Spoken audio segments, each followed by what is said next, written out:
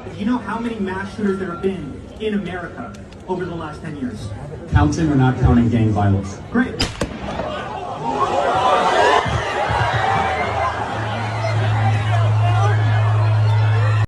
This morning at about 9:30 a.m., Dallas police responded to a stabbing call on the 3400 block of Samuel Boulevard. The preliminary investigation determined that the suspect cut the victim with an edged weapon several times. Dallas Fire Rescue responded to the scene where the victim died. The suspect is in custody and charges are pending. This is an ongoing investigation, and updates will be provided at a later time. Our officers were proactively patrolling the area and responded quickly to take the violent criminal into custody. Even though he was armed with a bladed weapon, the officers showed tremendous restraint and used minimal force to apprehend him. This violent crime will not go unpunished, and our department will thoroughly investigate and bring charges against the suspect. Violent crime is not welcome in our city.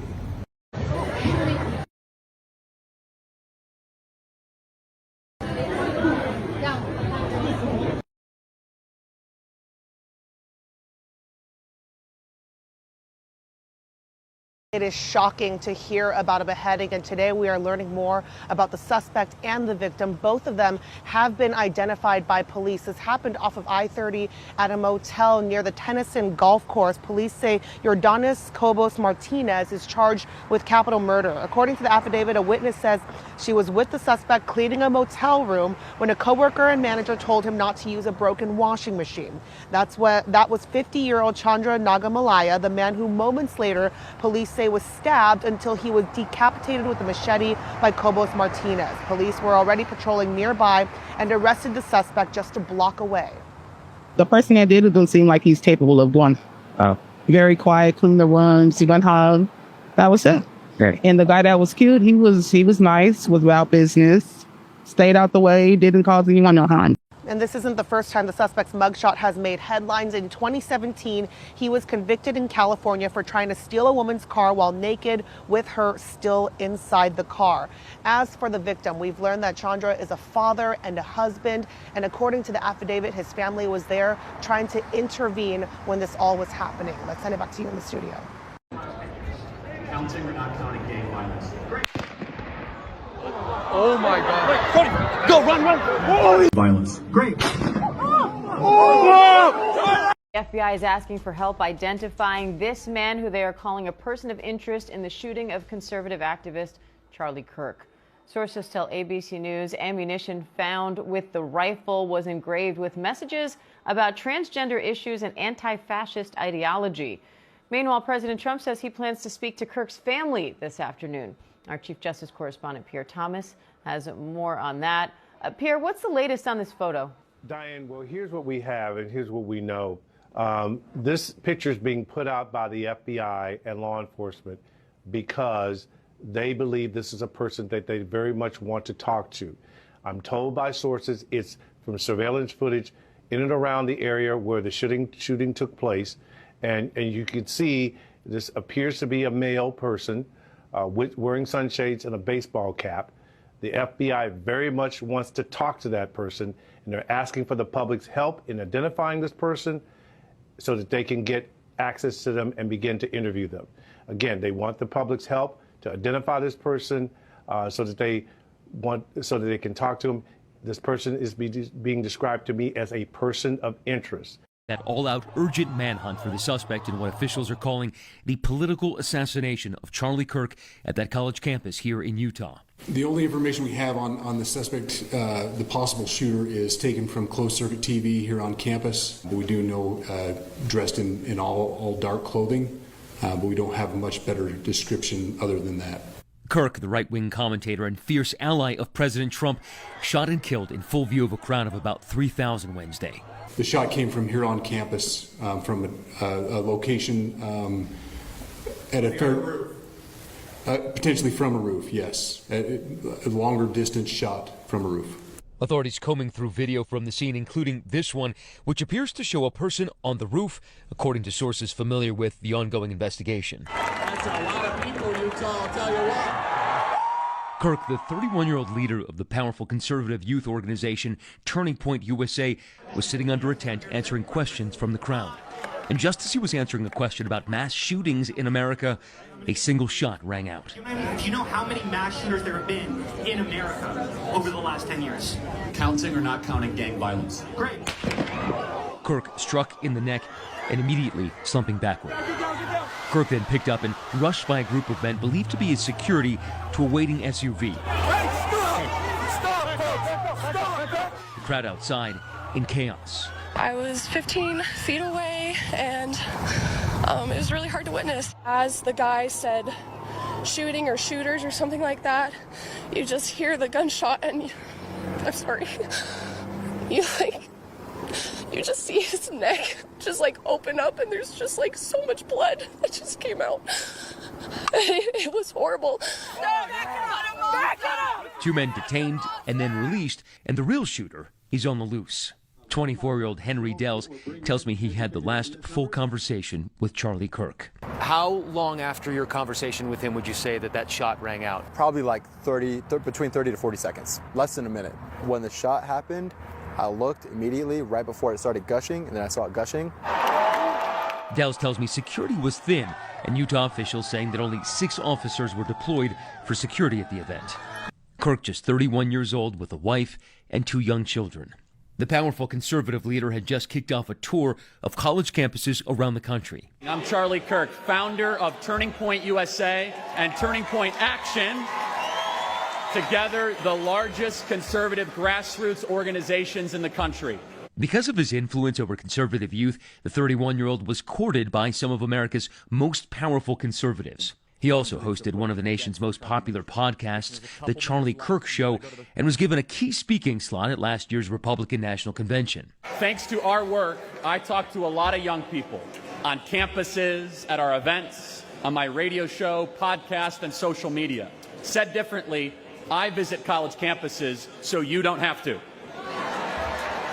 Kirk's profile has only grown larger in recent years, and so has the controversy surrounding his views on the LGBTQ plus community. Critics also lobbed accusations of anti-Semitism against him, allegations he denied. His controversial persona earning him hundreds of millions of followers online, but also enemies. We get death threats all the time. You know, they come, they send stuff to our homes and all that. And yeah, that's just par for the course. I mean, if you are not getting active death threats, you're not really doing much for the country.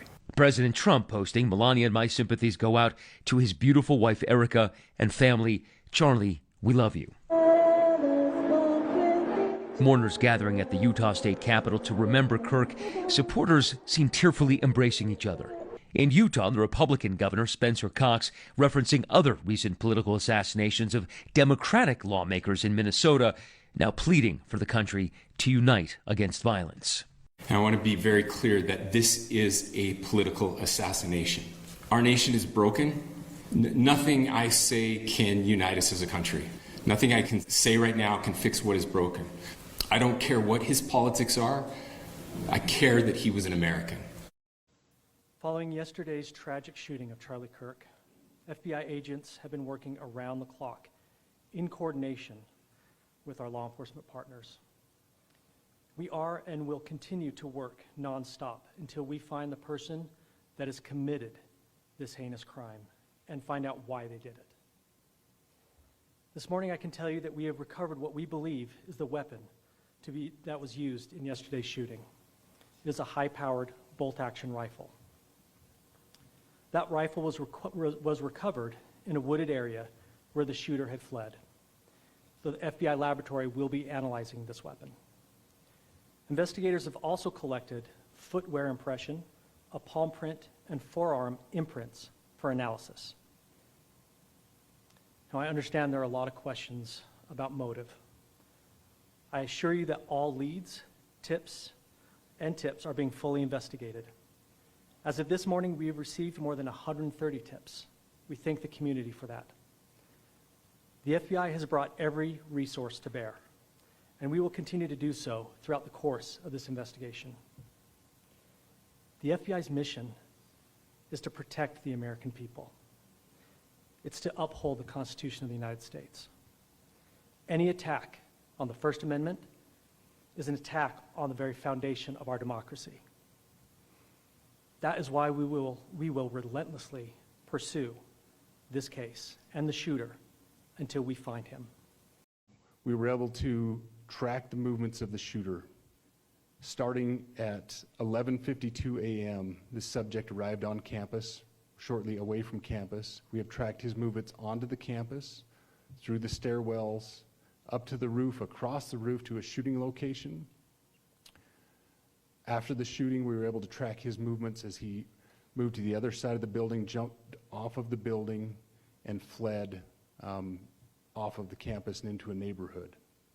Our investigators have worked through those neighborhoods, contacting anybody they can with doorbell cameras, witnesses, and have thoroughly worked through those communities, trying to identify any leads. We do have good video footage of this individual. We are not going to release that at this time. We are working through some technologies and some ways to identify this individual.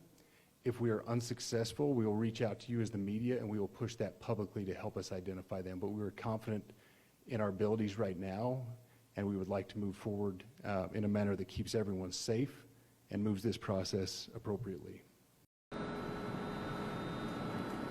Stand by. Ian J. Gray. This is an ABC News special report.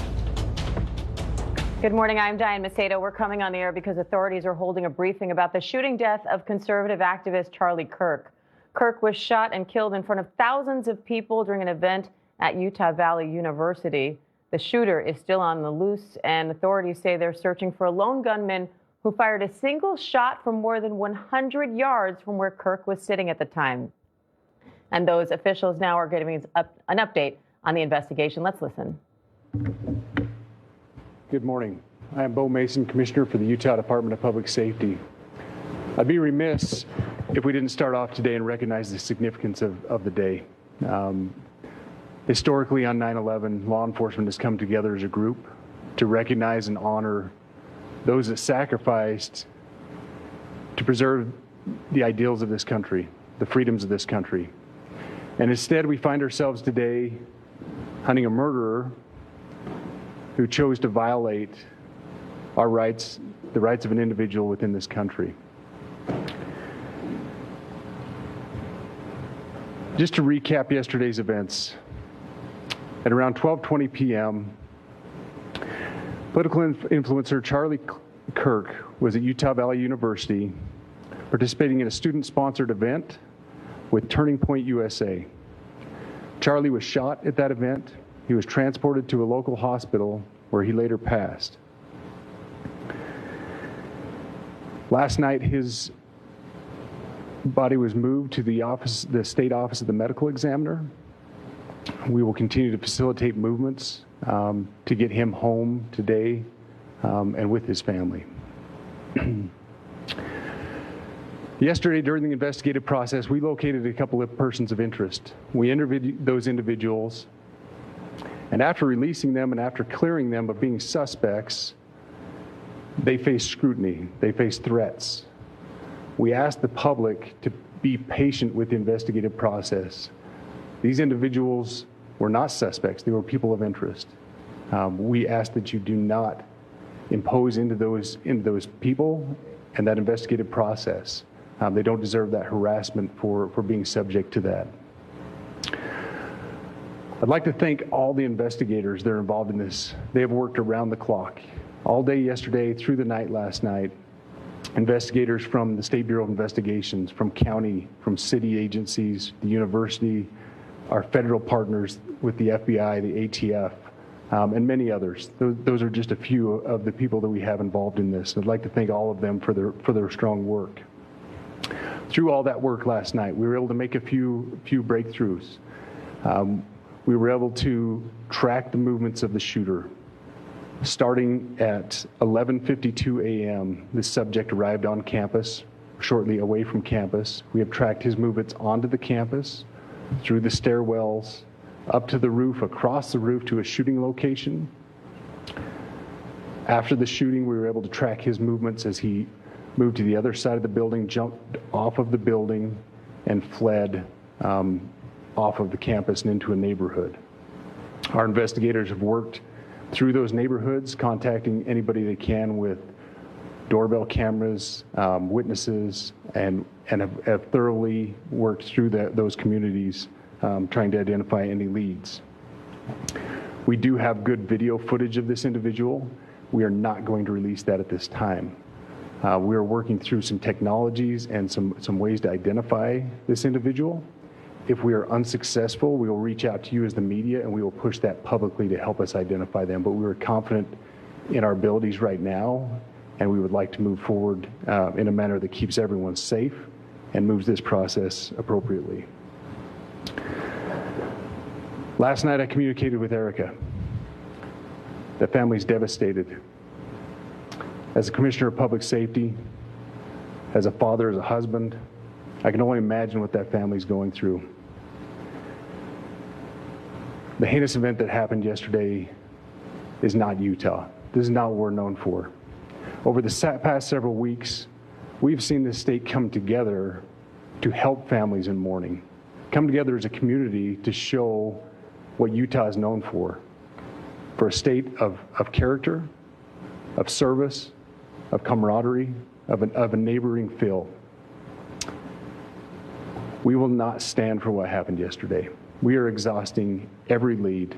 We have every officer invested in this, every investigator, every local agency. The outpouring of support from the law enforcement community has been astounding. We are investing everything we have into this, and we will catch this individual. Having walked through the crime scene, through the hallways of this school, through the classrooms, I can't imagine what the people on scene felt as well. A horrific event where some of them barricaded in classrooms, some of them ran in fear. Can't overstate the tragedy and the horrific event that yesterday was, and how we will work to bring to justice the actions of one individual or any other individuals that assisted in that. Our state has gone through a lot, and we will come out successful. With that, I'll turn the time over to Special Agent Bowles. Charge. Good morning. My name is Robert Bowles, and I am the Special Agent in charge of the Salt Lake Field Office. Following yesterday's tragic shooting of Charlie Kirk, FBI agents have been working around the clock in coordination with our law enforcement partners. We are and will continue to work nonstop until we find the person that has committed this heinous crime and find out why they did it. This morning I can tell you that we have recovered what we believe is the weapon that was used in yesterday's shooting. It is a high-powered bolt-action rifle. That rifle was recovered in a wooded area where the shooter had fled. The FBI laboratory will be analyzing this weapon. Investigators have also collected footwear impression, a palm print, and forearm imprints for analysis. Now, I understand there are a lot of questions about motive. I assure you that all leads, tips are being fully investigated. As of this morning, we have received more than 130 tips. We thank the community for that. The FBI has brought every resource to bear, and we will continue to do so throughout the course of this investigation. The FBI's mission is to protect the American people. It's to uphold the Constitution of the United States. Any attack on the First Amendment is an attack on the very foundation of our democracy. That is why we will relentlessly pursue this case and the shooter until we find him. We also continue to grieve with the family and the community. It's our community.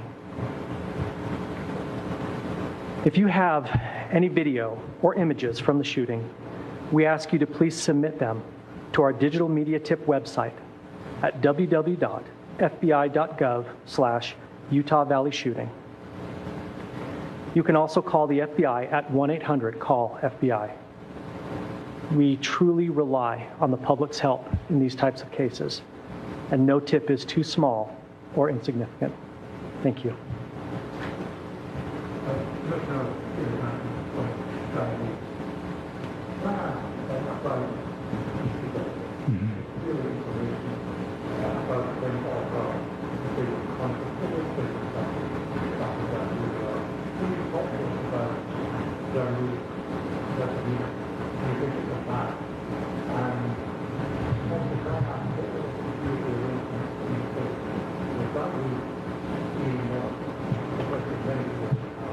Absolutely. So what I'll release about the suspect is suspect blended in well with a college institution. We're not releasing many details right now, and we will soon. But right now we're not. But that individual appears to be of college age. We are confident in our abilities to track that individual. If we're unsuccessful in identifying them immediately, we will reach out for the public's help and the media's help in pushing those photos. That was a new development overnight, working through the night, studying those cameras. So that's something that's new and that we're working through right now. As far as the security, I cannot speak to that. Neither the Department of Public Safety nor the Federal Bureau of Investigation was involved in the planning or security of this event, and that'll have to be a question later for other agencies.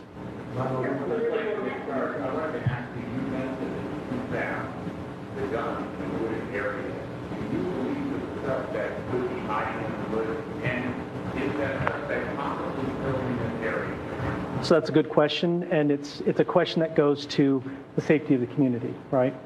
No, not in those woods. We've walked through those woods and secured it. As to the community, I can tell you that this was a targeted event.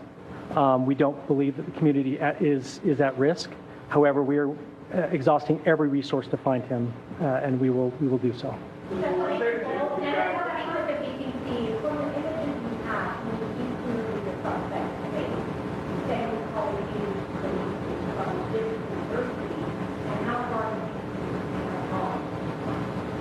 So I can't comment specifically on his face or any details such as that, as it's continuing to be a part of the investigation, and again, we'll release that shortly. However, we're doing everything we can to find him, and we're not sure how far he has gone yet, but we will do our best. We have images of the suspect.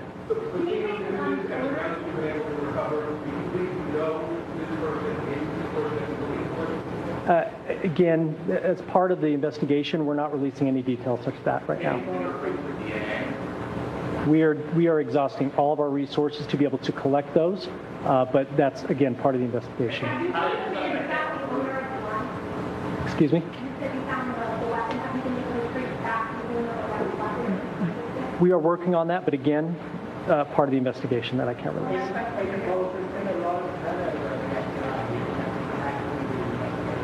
Not at all. We've got complete and total support from everyone, from the director on down, and it's been an incredible supportive environment so far.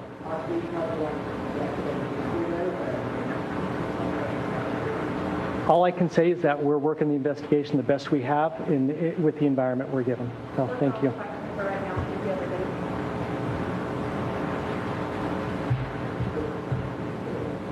We've just been listening to officials in Utah. They're describing what they call a breakthrough in the search for the gunman who shot and killed conservative activist Charlie Kirk at a speaking event yesterday. They say now that they are confident that they can track the shooter's movements. Let's get right to ABC News Chief National Correspondent Matt Gutman. Matt, it sounds like they've acquired quite a bit of evidence overnight on the shooter's movements. Yeah, it seems like they've made a significant breakthrough in figuring out at least when this person started. They said they tracked him arriving here on campus about 11:52 a.m. The shooting happened about 18 minutes later. Then they tracked his movements on campus, going up a stairwell, climbing up on top of the roof, setting up for that shot. And then at some point after the shot, very quickly scampering across the roof, jumping off of it and running into a nearby neighborhood. They also said something very interesting. They are concerned about overly identifying this person. I think it seems that they know or have a pretty good beat on who this person might be or where they might be. They're keeping some of this information close to the vest, but they did say, Diane, that this person blended into the college community. They can't say that it was a student, but it was someone of that age who may have looked the part. Obviously someone who was capable with a firearm. They found that rifle in a wood, and they do say that they have a palm imprint, they have a forearm imprint, and a foot imprint. So I think they are getting close to this person. And for folks at home who've been listening, you can tell that they are adamant that they are going to find this suspect. Both the FBI and the Utah Department of Public Safety saying that they are going to get this man. And it also helps explain why we have been seeing, Diane, so little security here over the past, I would say, 8 hours. This place was full of law enforcement when we arrived here last night. Now it's virtually empty because they believe that this person is not here, and it seems that they are actively pursuing this suspect elsewhere.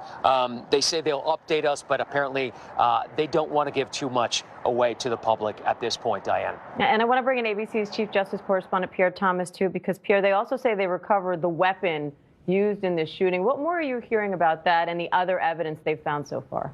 Well, Diane, what you see unfolding is all the things that we said that they were doing last night bore fruit. The surveillance footage around the campus yielded information and images of the shooter, and they're very confident based on the clear imaging that they have that they can identify this person. Also, because they had those images, they were able to track the suspect into the woods. That's where they found a weapon that they suspect was used in the shooting. They won't know until they do additional forensic work on that, the palm impression, all the other evidence. So you literally see how the dragnet is unfolding based on that surveillance footage that they spent time overnight painstakingly going through and looking for. You'll now see them pursuing information from surrounding areas, doorbell cameras, anything like that. This is a massive investigation. It involves collating huge amounts of information, but they feel very strongly that they have a high likelihood of being able to identify the suspect soon. They said if they cannot do so, they will seek the public and the media's help in doing so. All right, Pierre, Matt, thank you both. Again, those were officials in Utah describing what they call a breakthrough in the search for the gunman who shot and killed conservative activist Charlie Kirk. Investigators are now saying that they are able to track that shooter's movements, that they have good video of the suspect, and they are confident in their ability to track him down. We will continue to bring you updates on this story as we have them. Our coverage continues on ABC News Live and abcnews.com. Now we'll return to your regular programming. For some of you, that's Good Morning America, and David Muir will be here with the entire team for World News Tonight. I'm Diane Macedo in New York. Have a great day.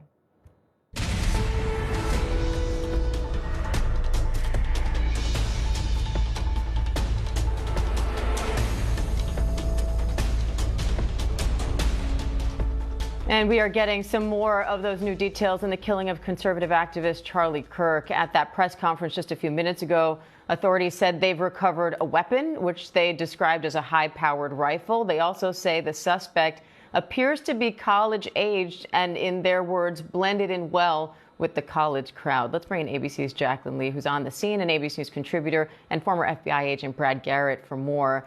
Jacqueline, what do you make of the progress that officials are saying they made here? They're literally describing this as a breakthrough, and they've twice now said that they are confident. That's right, Diane. So, yesterday, officials said they were going to find the person. They are pouring in all of their resources from the highest levels of the Trump administration and working with the FBI in tandem, as well as local officials, to get more answers and to track down the gunman. And so the fact that they were able to track his movements. They say they were able to track the person's movements up the stairwell onto the roof. They say that individual then jumped from the building, and then they eventually were able to find that high-powered rifle in the woods.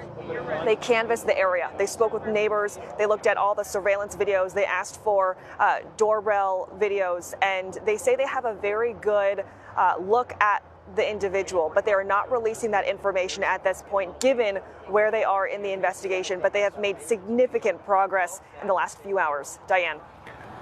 Brad, something else stuck out to me, too, because yesterday officials were saying that all they had was this kind of campus surveillance. All they could say was the shooter was wearing dark clothing. Today, they're saying we have good, they literally use the word good, video footage of this suspect, twice again, as I mentioned, saying that they're confident that they can track the suspect's movements. What do you make of the pieces of the puzzle that they are mentioning here? Video footage, that they have recovered the weapon here, an imprints, and so on. So I think it may well tell you that it does take it takes time to pull up all the different videos that you might have and then to go through them. So you start with that, but let's just draw a picture here. They have a guy go up on the roof. They have video of that. They have him coming down from the roof, going into a wooded area. Apparently, at some point, I presume in the woods, discarded the weapon. Now, he probably did that he didn't want to be seen carrying a weapon running through a neighborhood or walking through a neighborhood. That weapon will give you potentially leads. Where did it come from? It could well be registered or purchased by the shooter. We'll have to see. Was it stolen? Whatever it might be, ATF, etc., will help them immediately, and they probably already know what that is. If you have maybe less so footprints initially, but certainly palm prints, if he's ever had a full set of prints where you print the entire hand, let's say he'd been in the military or some aspect of the government or a contractor, they may have those. That's a long shot, but they may have those. But I get in the voice of both the Commissioner of Public Safety and the FBI special agent in charge that they may well already know who this guy is, that they have clear pictures of him and maybe sources of other people, or someone said, I know who that guy is. And so they're looking for him. The key here is they're not releasing the pictures, and I've been up this road before in cases, because you don't want to spook the person more than they're already aware that, hey, they may be onto my trail. In other words, you want them to sort of stay in whatever lifestyle they might be in at this point. As you run down addresses, associates, friends, their job, they've been in the military or not, whatever it might be, to draw a circle around him to catch him someplace. The concern obviously as time goes on, now we're up to not quite 24 hours, did he leave the area? If he's smart, he did. But, many times these kind of shooters, they don't do that. Brad, they're saying this was a high-powered bolt-action rifle, and yesterday they described the shot as coming from at least 100 yards away. Does that tell you anything? Does that require a certain level of experience? Well, it's certainly, as far as the weapon they described, something probably like an AR-15, an M4, something in that category, is that they're relatively easy to shoot. However, from 100, 200 yards away, my guess is a scope and a tripod would have helped him a lot for steadiness. But the real key, Diane, is if he was able, and sadly did, one shot that killed Charlie Kirk, that's showing some proficiency, because it's very difficult to have the breathing and the concentration to pull off one shot like that, and that's what killed the person. Does that suggest prior training? Maybe. It certainly suggests somebody who's been practicing a lot with this weapon or a weapon just like this. That's another place you're obviously going to look. You're going to go to all the gun ranges, gun shops, place they sell ammo, and ATF obviously can help them with that quickly, to see if anybody fits the profile of what they're looking for. All right, Jacqueline Lee, Brad Garrett, thank you both. And President Trump is praising Kirk as a patriot who inspired millions. At 31, Kirk was at the forefront of a burgeoning conservative youth movement and was known as the Trump Whisperer, deeply involved in vetting top positions for the administration. He was also a husband, father, leaving behind a wife and their 2 young children. ABC's Perry Russum has a look at Charlie Kirk's life and legacy. He was never elected to office, but during his 31 years, Charlie Kirk was able to leave an indelible mark on American politics with his willingness to debate the other side. Charlie was a patriot who devoted his life to the cause of open debate and the country that he loved so much. Kirk took his message to TikTok last year with a series called You've Been Brainwashed, traveling to college campuses, squaring off against students on everything from immigration to abortion. It's not dependent on the mom, and it can be its own thing. If you have a pacemaker, you're dependent. If you have a ventilator, you're dependent. Babies are in NICU units, neonatal intensive care units, they're dependent. Dependency does not equal its degree of moral worth. Amassing more followers than Fox News, Tucker Carlson, even the Kamala Harris campaign. Speaking here about gender. You can't define what a man is? It's a little opaque. Again, you're looking at a man. But your video, the largest video on TikTok is, what is a woman, 20 million views, but you don't know what a man is in your own worldview? I said you're looking at a man, right? Kirk voiced opposition to gay rights, rejected the separation of church and state, and described COVID lockdowns as government tyranny. He said he was simply speaking truths that others were too afraid to say out loud, speaking here on guns. I think it's worth to have a cost of, unfortunately, some gun deaths every single year so that we can have the Second Amendment to protect our other God-given rights. That is a prudent deal. It is rational. Nobody talks like this. They live in a complete alternate universe. Kirk began his political journey young. In high school, he led a protest against the price of cookies in the cafeteria. When he was 17, he wrote an op-ed claiming his economics textbook was pushing liberal ideas. That led to his first appearance on national TV. A year later, he co-founded Turning Point USA to take on liberal groups on college campuses. It grew rapidly, with thousands of chapters. By 2016, Kirk was speaking at the Republican National Convention. We work on college campuses across the country. The only way we're going to take back the youth of this country is to storm them, and that is how we're going to make America great again.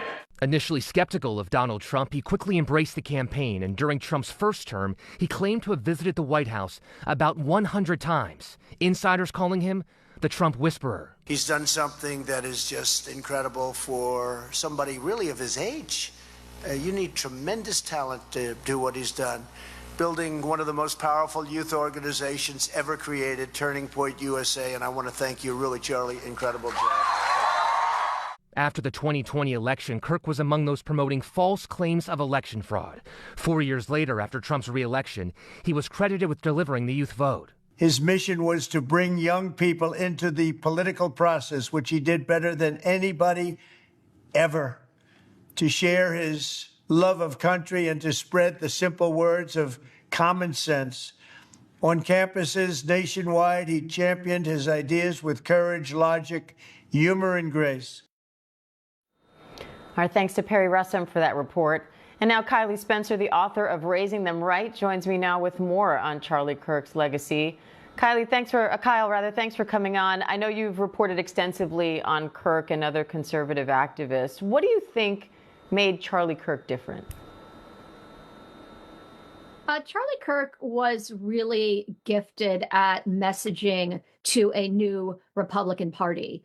And he was really gifted at sharing with audiences the way that the Republican Party could meet the needs of a young, energized group of people who had felt alienated and disenfranchised from the party before he arrived on the scene. President Trump credits Kirk with helping him get back in the White House. What do you make of how he gained so much influence so young? Charlie Kirk was a very charismatic leader. He was a very gifted strategist. He was somebody who, as I wrote my book and followed him, I saw how good he was at creating alliances. Donors, politicians, young people, they really adored him. He had a rare gift for a political activist of being able to align himself and create close relationships with people of all ages and of all different backgrounds. That was what allowed him to have the influence he had. People really trusted him, and they were young, they were old, they were different races. The folks who really agreed with Charlie and his views saw him as a very good spokesperson for those views and somebody who could share those views with others. You say he's impacted the Republican Party in ways people don't even understand. What do you mean by that? Charlie Kirk came into the movement when he was very young, just out of high school. And very early on, he had an idea. And the idea was that the Republican Party was old and stodgy, disconnected to the country, and using outdated methods to communicate. Charlie told operators, he told donors as he toured around the country, this was in 2012, 2013, while the Tea Party movement was going on. He traveled the country. He said, I have a new vision for the Republican Party. It attracts a diverse group of people. It attracts young people. It is cool. It is exciting. It is energetic. People are passionate about what the Republican Party stands for. What we see today in the Republican Party That's Charlie's legacy, and that lives on. Given his influence on young people, how do you see his vision for the party carrying on? Turning Point USA, which has been the mechanism and the system in which Charlie has been able to corral followers and to spread the message of the Republican Party, that is a very, very well-funded, very large operation with a very, very big staff that was with Charlie for years. Charlie is really the brander, the spokesperson, the money raiser. That was the role he had, a strategist, a thinker. But the doers inside Turning Point USA and the various factions of Turning Point USA, Turning Point Action, Turning Point Faith, those are other people who Charlie hired, and they will live on and they will continue to do the work that they've done. As the premier spokesperson for the Turning Point brand, Charlie will not, he will no longer be around to play that role. But the events, a lot of the stuff that Turning Point USA is known for will continue. So, Kyle, how do you think his murder could impact the movement and the party? I think what you're seeing right now in the country are two ways of handling this tragedy. There is one faction that is saying we need to turn down the rhetoric. We need to stop this violence. We need better gun control. Nobody on a college campus, a student, a visitor, a speaker, a debater, should feel unsafe, should feel that their life is at risk. And the way to achieve that type of safety on a college campus is better gun control laws. There is another faction that is seeing this as a call to action, a call to war. There is a faction that has decided already that the person who killed Charlie was a liberal, and that liberal is part of a movement that wants to aggressively take down the Republicans. So these are two different views and ways of handling this terrible, terrible event. And I'm not sure which side will prevail, but what we are watching right now is diverging views on how to go forward. All right, author of Raising Them Right, Kyle Spencer. We appreciate your time today, Kyle. Thank you. Thank you. And Kirk's shooting is the latest in an eruption of violent attacks against political figures in this country. In just a little over a year, we've seen 2 attempts against President Trump, the murder and attempted murder of 2 Democratic lawmakers in Minnesota, and an arson attack at the home of the Democratic governor of Pennsylvania. Now President Trump is blaming rhetoric from Democrats and the media for Kirk's death. ABC's Andrea Fujii has more on the political violence on both sides of the aisle, from Minnesota to Capitol Hill. The murder of Charlie Kirk is heightening concern about the rise in cases of political violence across the country. Our nation is broken, and I want to be very clear that this is a political assassination. Charlie Kirk's a casualty of war. Then candidate Trump was shot at a campaign rally in Pennsylvania last year. An audience member, firefighter Corey Comparator, was killed. Months later, a second attempt on Trump's life at his Florida golf course. The suspect is now on trial. This past June, a Minnesota state representative and her husband were shot and killed in their home. And in April, police say a man tried to kill Pennsylvania Governor Josh Shapiro, setting his home on fire. This kind of violence is becoming far too common in our society. It is not okay, and it has to stop. The list goes on. Then House Speaker Nancy Pelosi's husband was attacked in his home. And years earlier, Congressman Steve Scalise was shot at a congressional baseball game. This year, threats against members of Congress are surging, with nearly 14,000 compared to 9,000 during all of last year. Many are asking, is the political temperature too hot? And is social media adding fuel to the fire? Andrea Fujii, thank you. And ABC News contributor and presidential historian Mark Updegrove has more on this shooting and America's history of political violence. So, Mark, you compare today's political divisiveness to the 1960s. How is it similar, and what makes today different?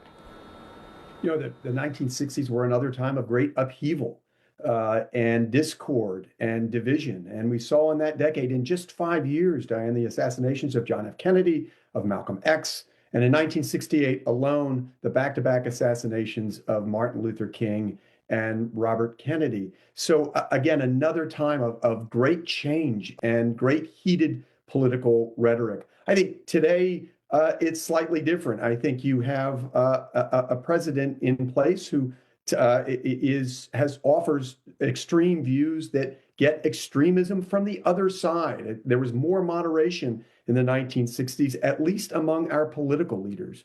But you had things like the civil rights movement, the Vietnam War that were tearing Americans apart. The similarity here is that political violence does not solve our problems, and we have to realize that. We have to understand each other and know that in a democracy, we have competing views, and we have to offer ideas to counter those views. That's the solution in a democracy, not violence. Mark, you say a lot of the divisiveness we see today has to do with a fragmented media landscape. What do you mean by that?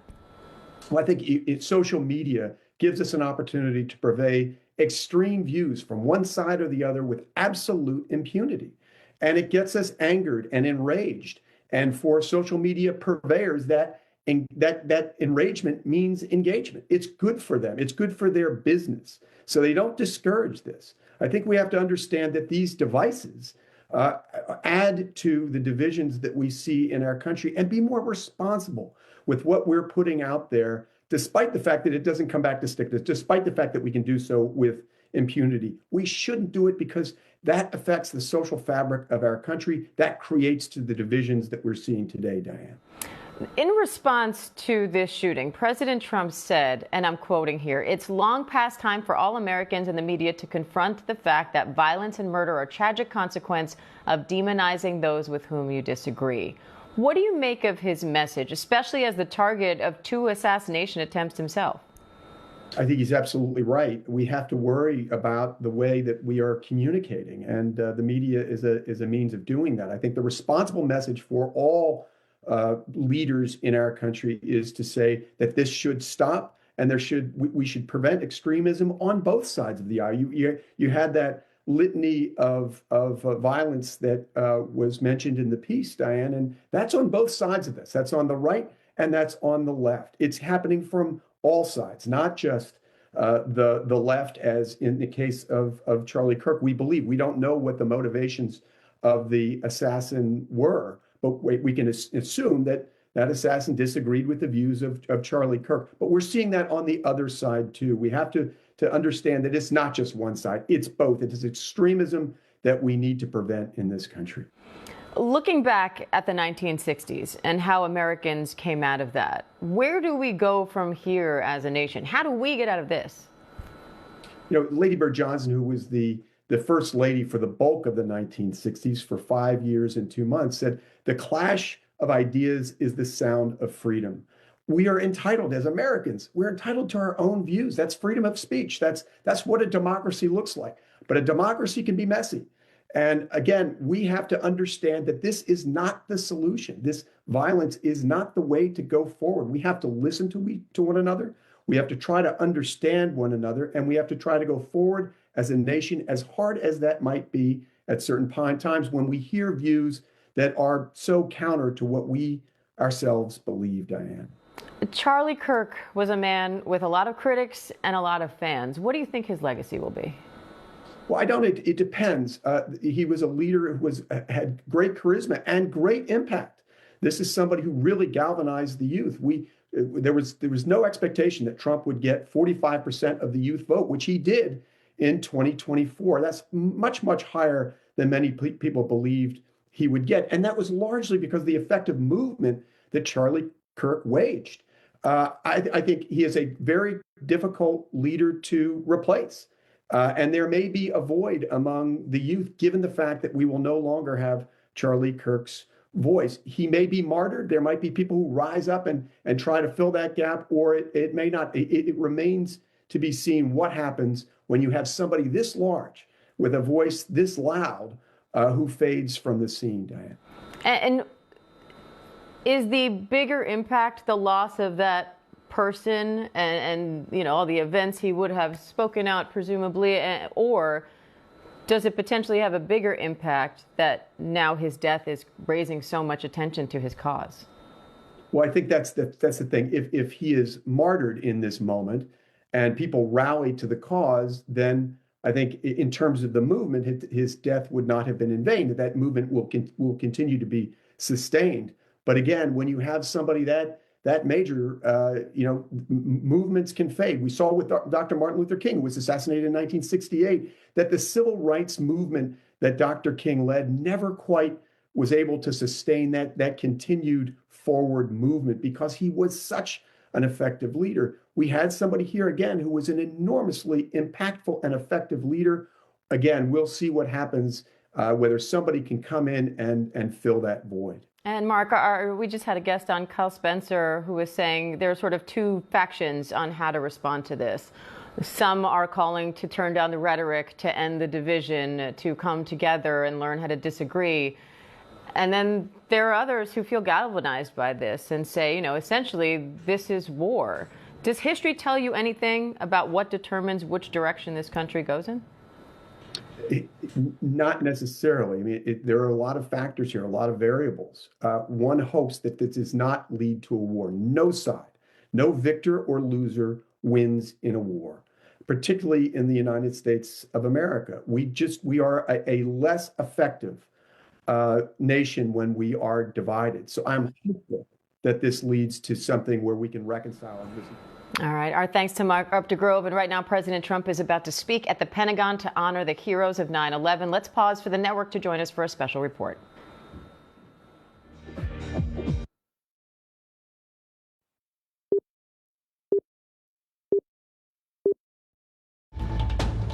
This is an ABC News special report. Hi, I'm Diane Macedo. We are coming on the air because President Trump is at the Pentagon marking the 24th anniversary of the September 11th attacks. Let's listen to the president.